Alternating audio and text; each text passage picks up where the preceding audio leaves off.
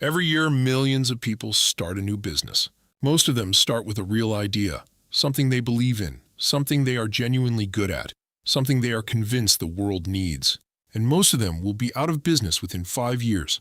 Not because the idea was bad, not because they were lazy, not because the market was too crowded. Most of them will fail because they skipped the system. They built a product before knowing who it was for. They set a price before understanding how the money would actually flow. They launched before they had any reliable way to get customers. And they started delivering work with no process, no structure, and no plan for what happens when things get busy. The idea was fine. The system behind it was not. Today we are going to fix that. Let me show you how this usually plays out. Someone has a skill. Maybe they are a great designer, a talented photographer, a coach who genuinely helps people, a baker who makes incredible pastries, a developer who can build anything. They look at that skill and think, I could turn this into a business. And they are right, they probably could. So they jump in, they build a website, they set up an Instagram page, they tell their friends, they print business cards, they are officially in business. But within a few months, something feels off. They're working hard, but the money is inconsistent. Clients trickle in, then disappear. Some months are great.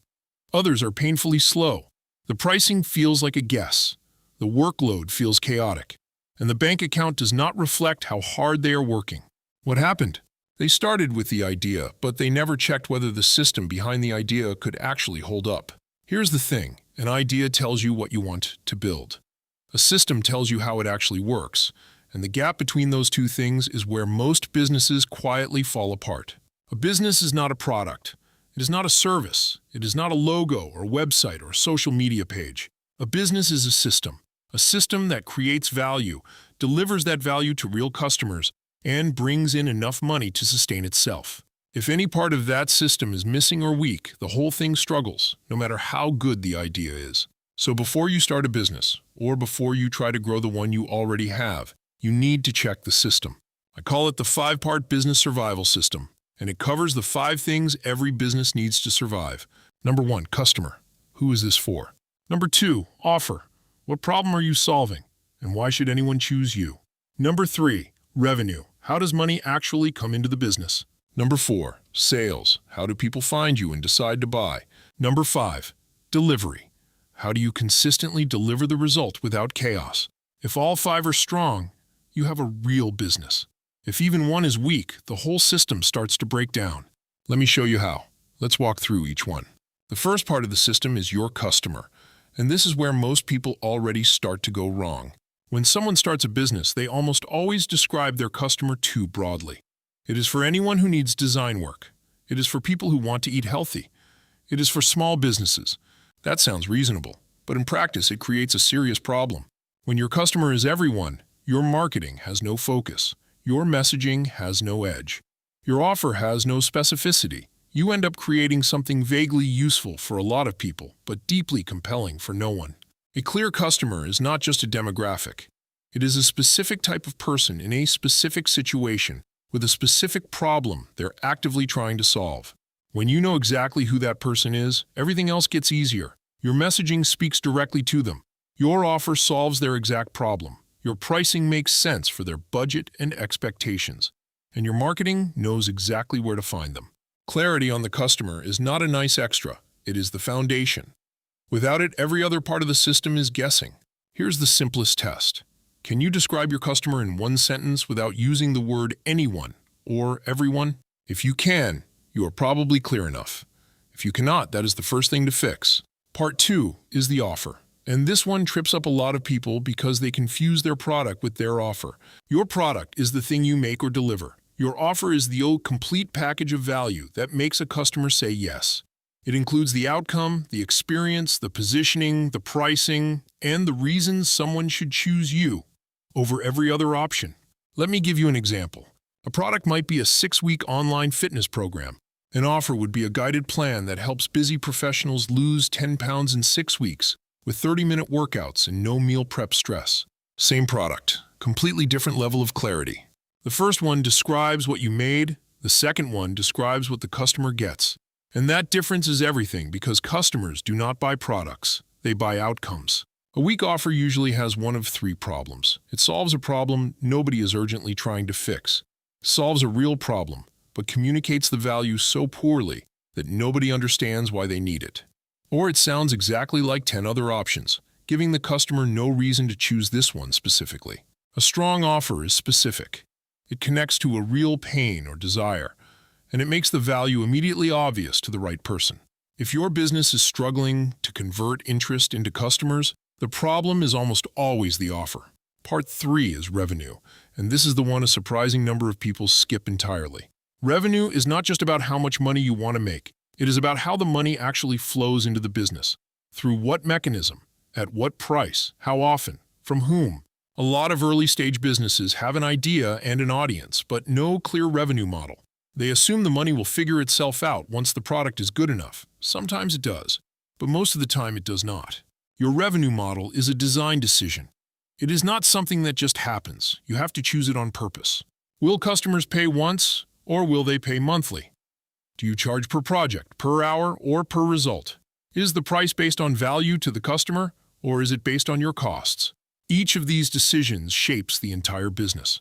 A subscription model needs retention. A project model needs a steady pipeline. An hourly model ties revenue directly to your time. There is no single right answer, but there has to be a clear answer. If you cannot explain in one sentence how your business gets paid, that is a gap in the system. No bull. Some of the hardest working people I have seen struggle in business were not struggling because of effort. They were struggling because they never sat down and designed how money would actually come in. Part 4 is sales. And when I say sales, I do not mean being pushy or aggressive.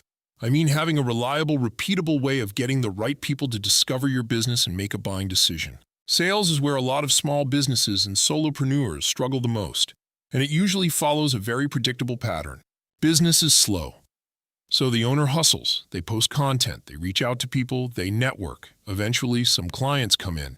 Then they get busy doing the work, the outreach stops, the content stops. A few months later, the pipeline is empty again.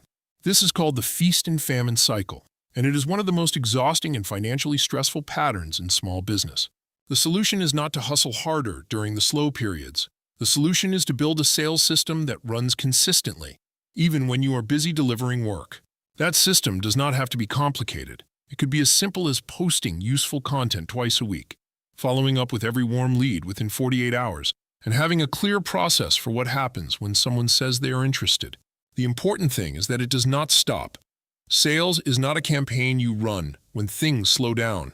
It is a function of the business that runs all the time. If your only sales strategy right now is word of mouth and hope, that is not a strategy. That is a wish, and wishes do not pay rent. Part 5 is delivery. And this is the one that usually does not become a problem until the business starts to grow, which is exactly what makes it dangerous. Delivery is how you actually fulfill the promise you made to the customer, how the work gets done, how the product reaches the buyer, how the service is performed, how the result is created. When a business is small, delivery usually depends entirely on the owner. The owner does the work, communicates with the client, manages the timeline, handles revisions, and sends the invoice. And at first that works. But as soon as things get busy, the cracks show up.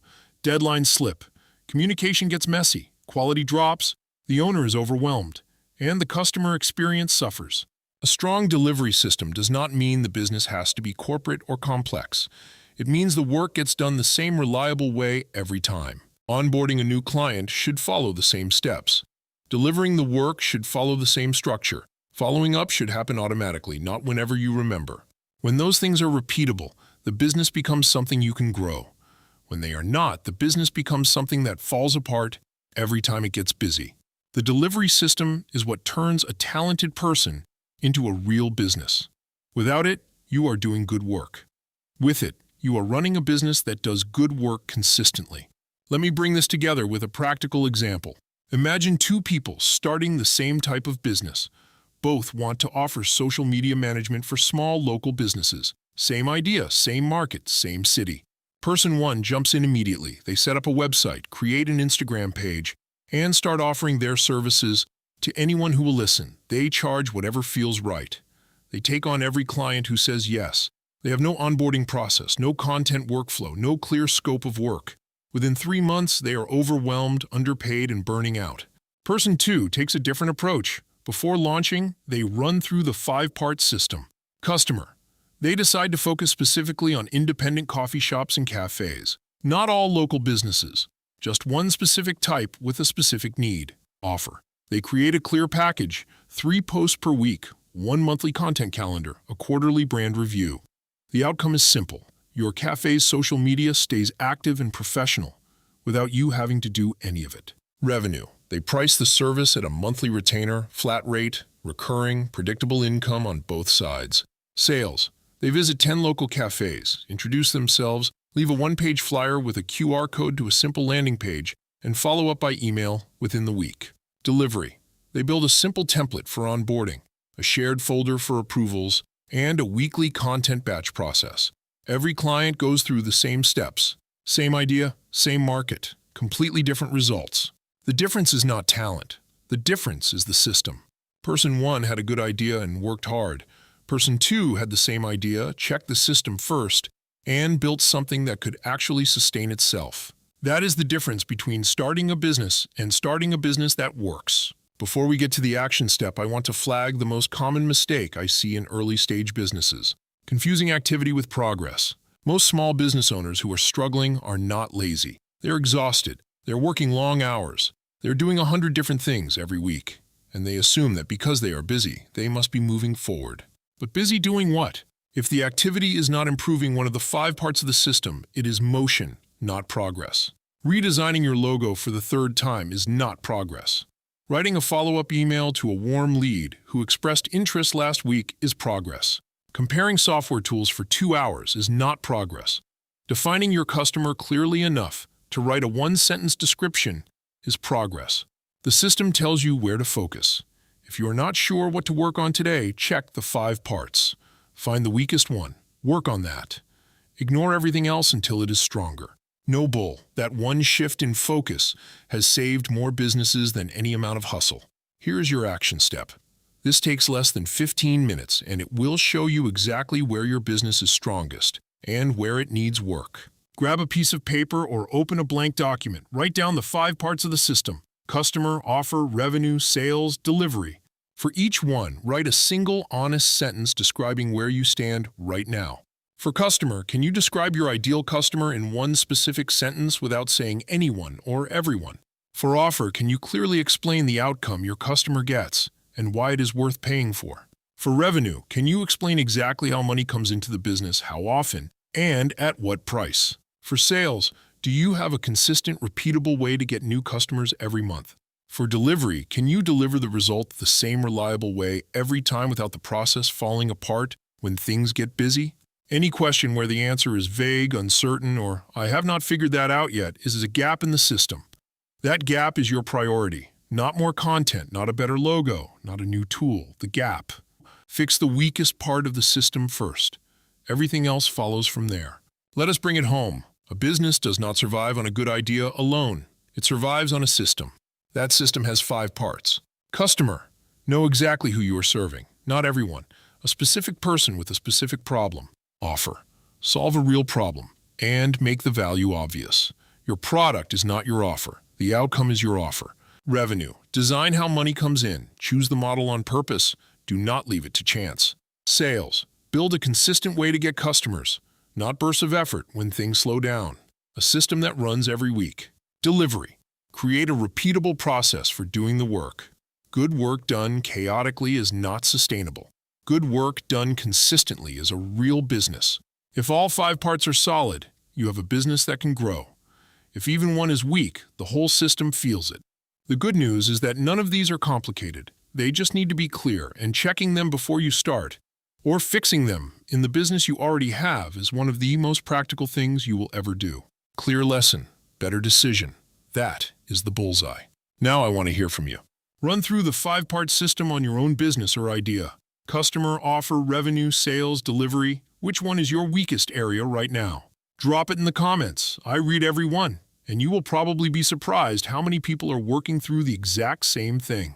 And if there is a business concept you want explained next, whether that is pricing, margins, brand positioning, how to create an offer, how to build a sales process, or anything else, leave it below. The next episode might be exactly what you need.